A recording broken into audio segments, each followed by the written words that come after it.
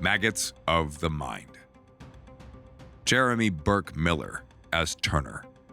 Bruce D. Richardson as Paul. Additional voices supplied by Jamie Alena and Greyson Gibson. And Thomas Rose as the narrator.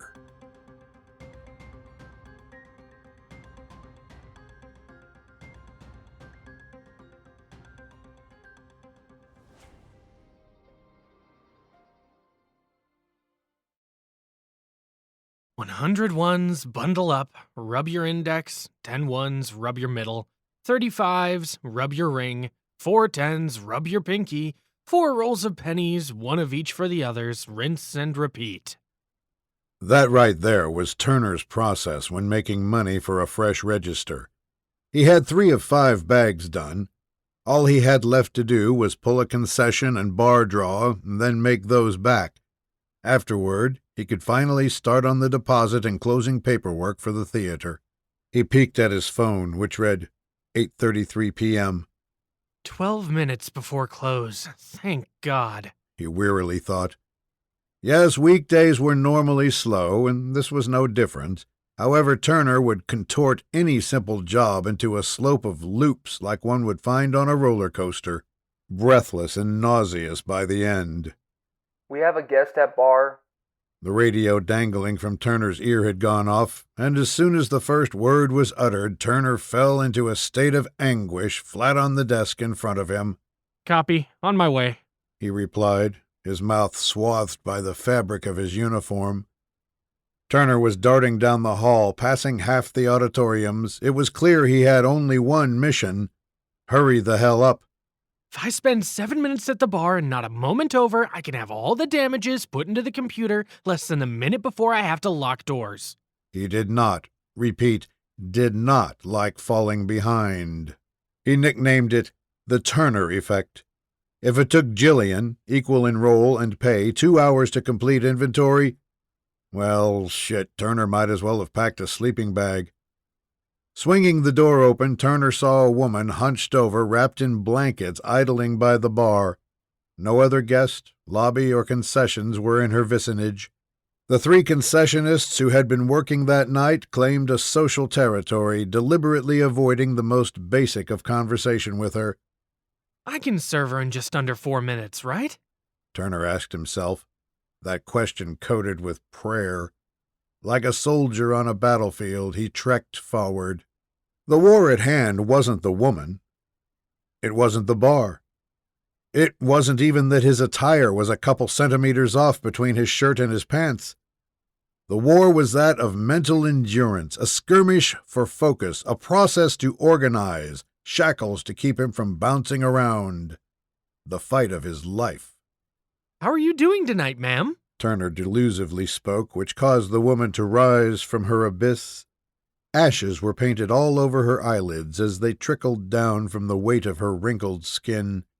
From that alone, the rumpus inside Turner's head intensified. "Oh, please, just buy something and leave."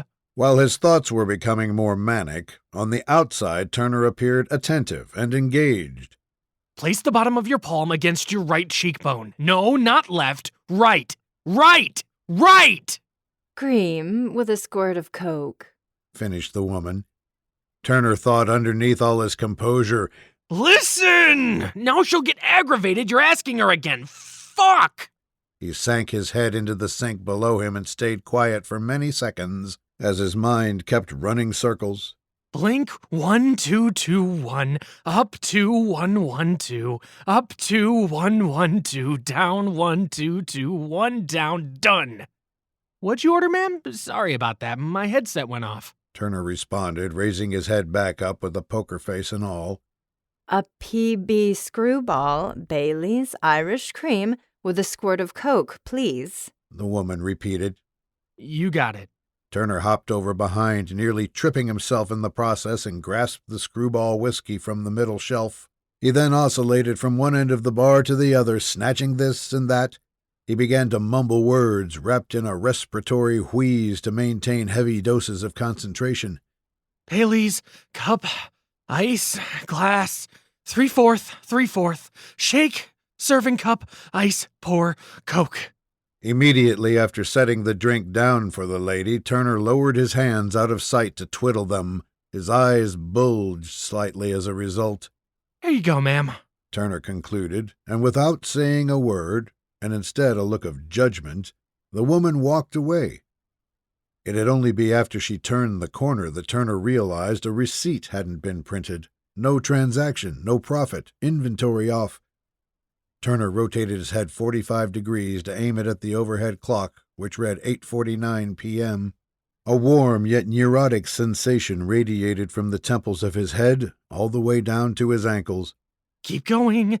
Just move, he repetitiously thought, and each thought cycle was matched with a welting beat from one hand to the other. His heels were that of weights, a staggering 1, 2, 3, as his head touched the lamp frames from above.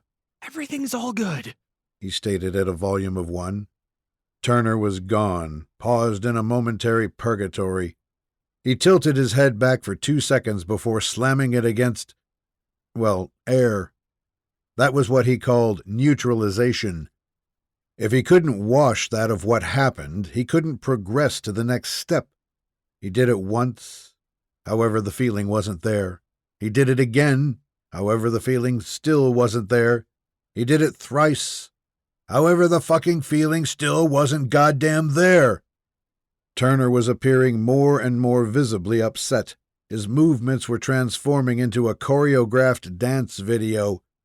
All Turner needed now was an audience, which he, with frightened nerves, couldn't shake. He escaped out to the lobby restrooms.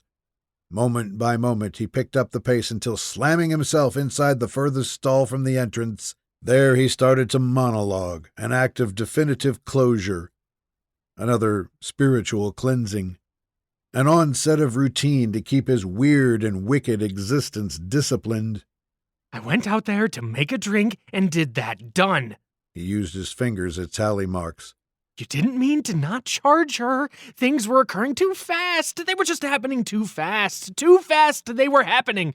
He enshrouded his head into his palms, using his fingertips as the voltages he needed to shock himself out of this possession. He stopped. He breathed. He tallied 1 again. I made the drink she wanted. That is fact. Done. It was an accident she wasn't charged. What's 1 drink? Done. He tallied his middle finger up against his already tallied index one. That means you're all good. You did nothing wrong. Nothing bad is going to happen to you. Everything else is just in your head. Done. He tallied his ring finger. And to conclude, for 2 seconds he tilted his head back and ended his neutralization process by dunking it forward. Was Turner still frazzled? Oh, for sure. But as long as he stuck with that mental indicator, that dunk he'd made just seconds prior, he would be all right. Just continue on, continue to close. Onward he went. Another battle conquered. The war that fed its own lifespan would come to a transient halt. Turner's outer shell was that of clay, perceptibly malleable by whoever took the slightest glance at him. His mouth mimicked the all-too-famous Jaws poster framed behind him, wide open with a triangular assembly, his dagger-like teeth positioned snugly to scare anyone walking by. By design, he hid in a corner, away from any cameras, any persons, anything that could jail him in a snapshot, whether by memory or footage, with a lack of percipience. Along with his face, he picked and scratched at his knees and thighs. Hey, breathe. Turner, a deer in the headlights, sprung himself into a natural composure. He snapped his head to face an older gentleman, 30 years older at the age of 54. His arms were folded with a confident foundation, the antithesis of the kid who stood before him. Ink had rested upon his forearms, which were reposed on the hump of his own belly, the ink resting like pen to parchment, reading, "It's always darkest before the dawn." The gentleman had sharpshooter eyes locked in on Turner, confining the kid to a single thought. Turner paced backwards, but forward again. Then backwards. Wait, forward. Back. Forward. Back. What are you doing? I'm sorry, you caught me by surprise. Usually I don't deal with guests at midnight. Turner erratically explained, still pacing back and forth. His feet yet again were moving to a rhythm, sinking to the thoughts roaming in his head. The bar drink was made. You satisfied that woman. Turner stepped back, that pressing of his right foot cementing the finality of his actions and the psychology that accompanied it. You counted cash, submitted the deposit. Turner stepped forward, this time his left foot cementing the finality of those actions and the erasing of any mental anguish. After observing the stumble-bum for a little while longer, the gentleman commanded, Stop, child, stop. Turner wanted to. He desperately wanted to get rid of his crazy, as he put it. However, what if the inventory is off? If the feeling isn't right, will some force or being swoop in to wreck his life? What life? What life was there but these broken records? I'm going to lose my job. It's not gonna hasn't been accepted as a word, Turner. This guy's going to think you're stupid. No, he's going to call me in and I'm going to lose my job. Stop losing it. Stop losing it.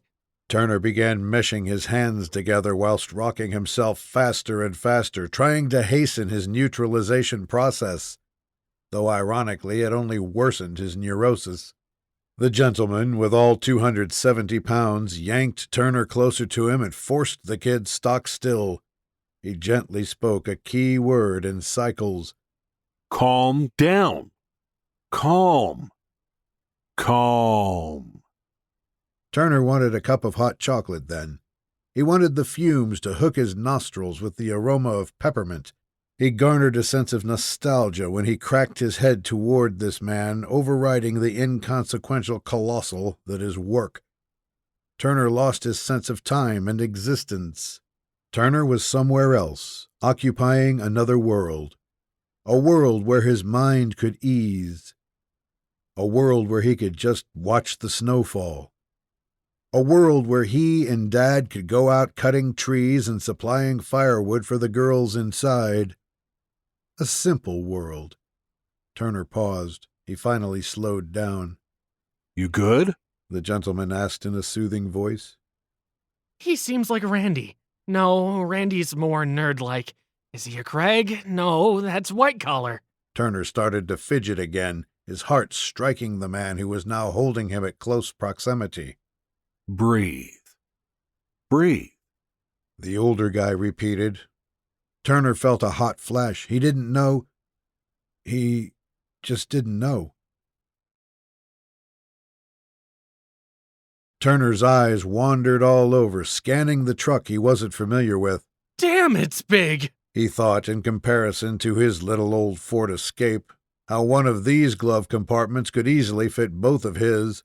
Got it back in 19. Helps me get around. The gentleman softly spoke, gesturing his thumb toward the back. You could sleep back there? Turner stated in awe, still scanning every inch. Oh, yeah, like I said. Helps me get around. The gentleman facetiously repeated. Paul. Turner.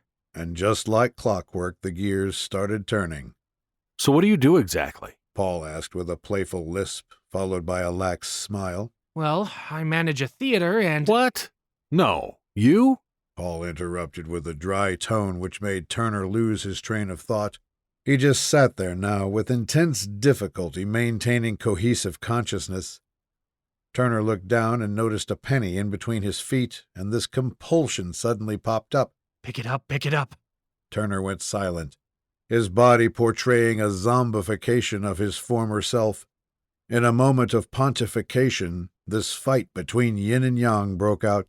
Turner, don't worry about it. This isn't your truck, that isn't your penny. What if my feet step on it and I sweep it under the seat? What if I open the door and I kick it out? It's just a penny. 1 cent. That 1 cent could be the difference of him getting a burger or starving to death. What would he get? Does he like chicken? And if so, does he like it better than steak? He seems like a steak guy, though. Turner, just because he has a beard doesn't mean he automatically likes steak. Turner, a trembling buffoon, bent over to reach the coin. Why do you do that? Asked an inquisitive Paul, but this was different. There was a genuine curiosity, a search for understanding as opposed to a hostile interrogation. Turner acted naive when replying. Do what? He knew damn good and well what Paul was referring to. However, this subliminal embarrassment caused him to act, quote-unquote, oblivious, as if he were to be found less guilty as a result. Paul widened his eyes in a blunt fashion while his mouth puckered up in a bitch don't bullshit me manner. Are you kidding me? Paul continued. You seriously don't see yourself fidgeting every time a clock moves its hand. That's just Turner faltered. natural. You sure sound confident. I am. Really? Paul asked with a sarcastic demeanor, placing his wrist on the rim of his steering wheel while hunching his shoulders in a more defensive position. Why are you gonna... Turner caught himself again, returning to a faltering state. Going to tell me how I feel? You're not me. But it's clear you're trying to hide something, Turner. Trust me. I call bullshit all the way from Mars. Paul deliberately gawped at this kid, almost in a way of trying to crack something, either bullshit or truth. Paul already knew the answer, though. Turner, with lack of any approach, sat there looking out into the night sky through the windshield. He had this reticent behavior all of a sudden. And the fact you can't say a goddamn thing only proves my point further. Paul reached his arm past Turner to open his door. I think we're done here. As the door swung open, Turner leered at the man with twinkles of fear glistening in his eyes.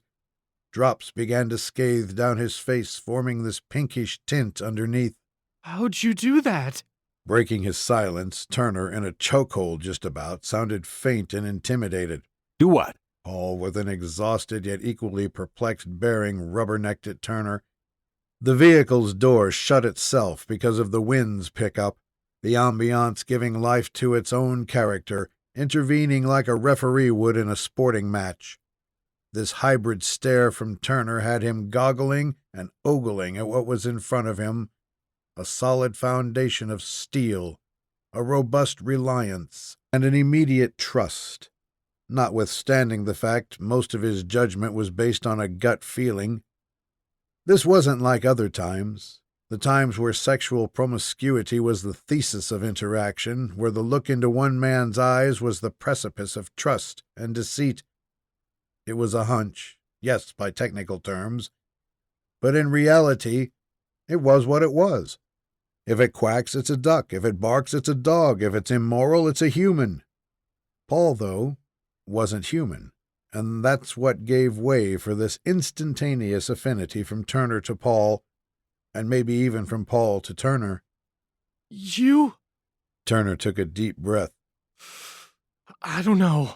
Talk. Express yourself. Paul said, but the kid was afraid to. Turner didn't exactly figure a way to gauge this situation, at least for his comfort.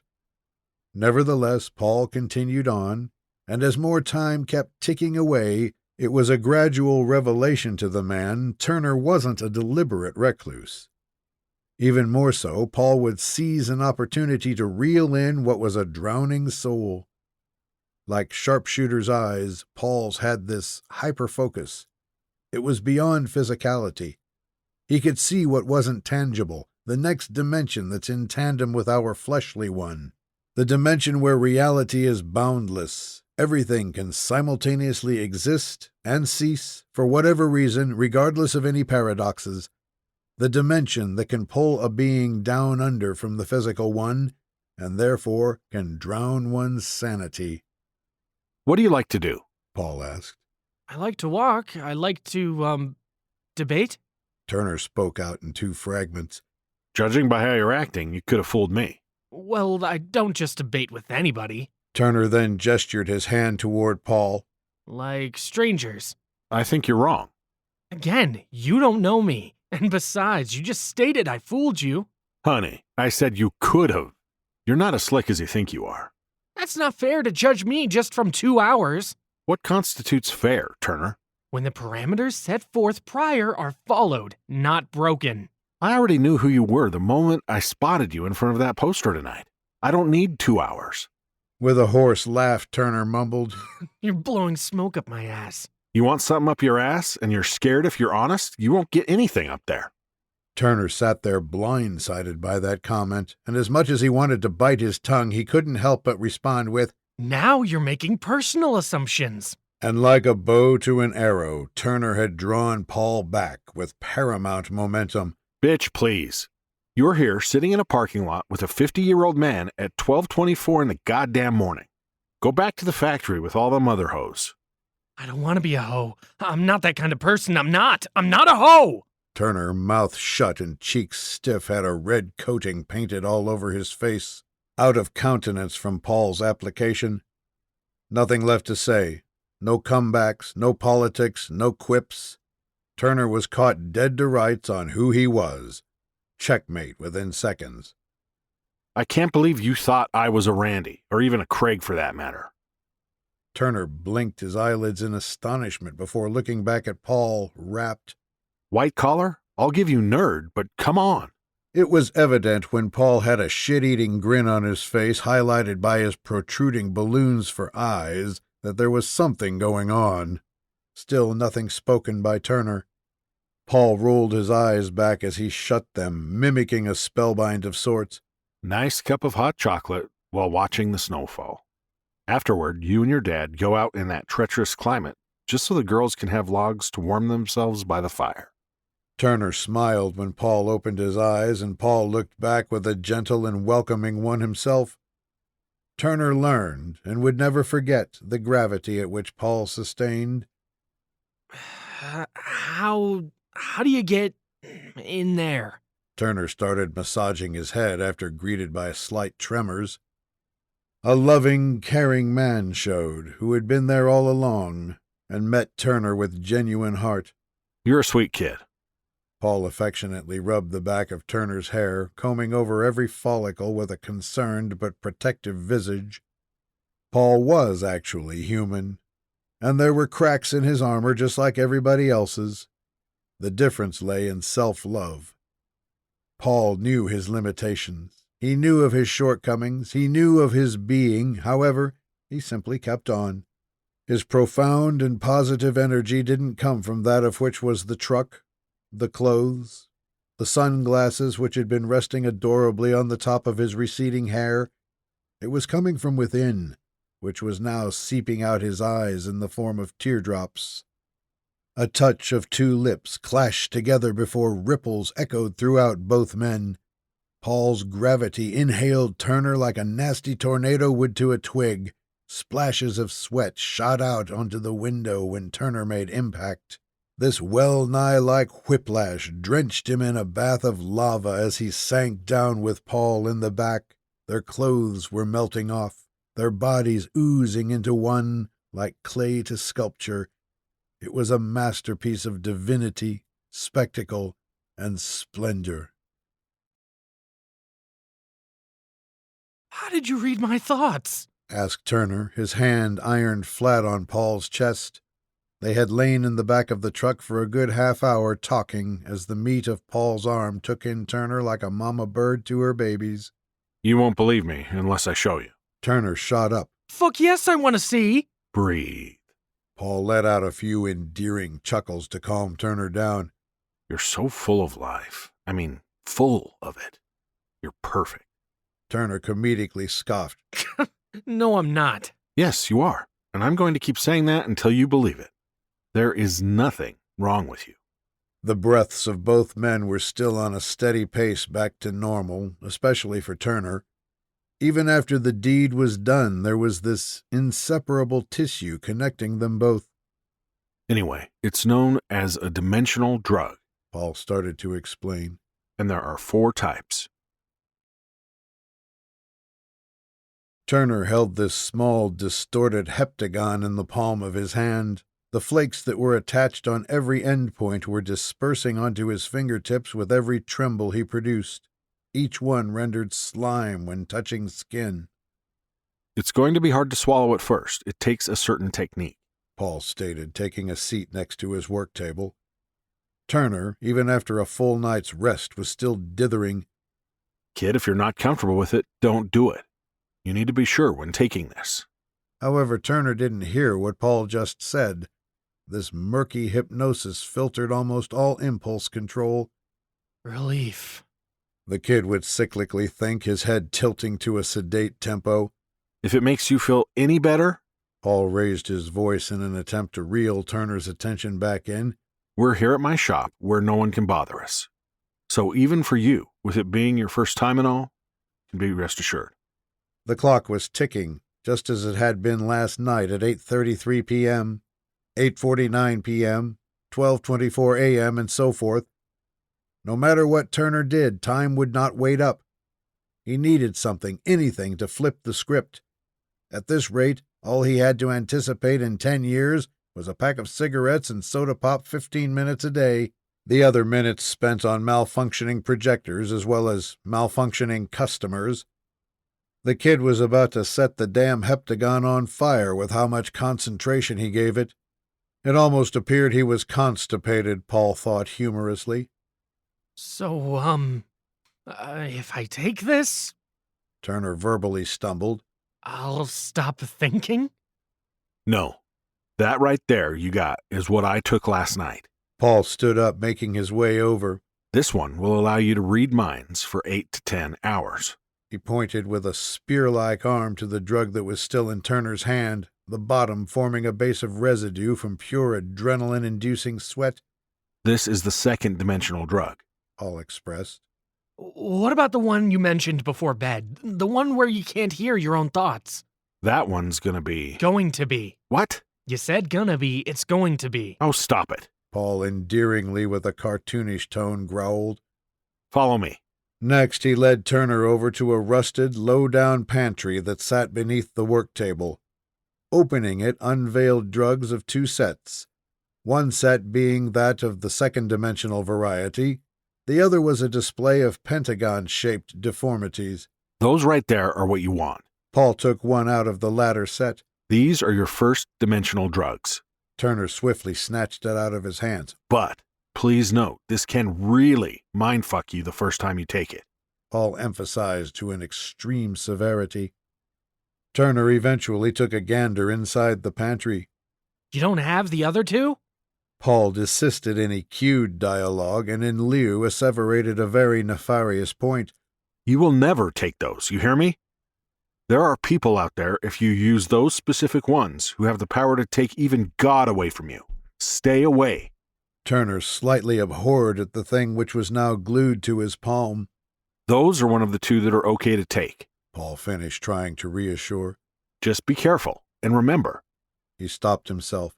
Well, you won't even be doing that. Both men took a seat across from one another at the table. Turner placed his hand on Paul's knee and wouldn't quit eye contact with him. How long will it last? The kid had his other hand stretched out like ironed clothes, too bothered by the residue that could trickle down his wrist, or even worse, drip elsewhere, and worst of all, on himself. 90 minutes, roughly, Paul stated, and the atmosphere stifled itself thereupon. The 2 regained a sense of conscious breathing before stepping out to what was to be the intangible frontier. Turner stuffed the drug in his mouth, and his teeth laved in the orange juices that squirted with each chomp made. His cheeks puckered up, aching as a result of the immediate tart sting. He had a tough time, but managed to push the thing down in a contracting swallow. Step by step, a dichotomy of excitement and dread forced this disoriented walk out of Turner. You need to sit back down, buddy, Paul mentioned in a forbearing manner. Turner was nothing but herky-jerky, waggling legs in opposite directions. After closing his eyes for a little while, the kid had opened them to nothing. Turner stood in a straight stance with no more agitation. Soon after, he moved, he breathed, he sat back down. He simply did. No longer was he aware mentally. All his brain did then was subsist on primitive action, maintaining basic function to survive. There was no conscious thought or commentary, a lack of true existence. He could now be the efficient robot he's needed to be all this time. He had finally exterminated the maggots of the mind.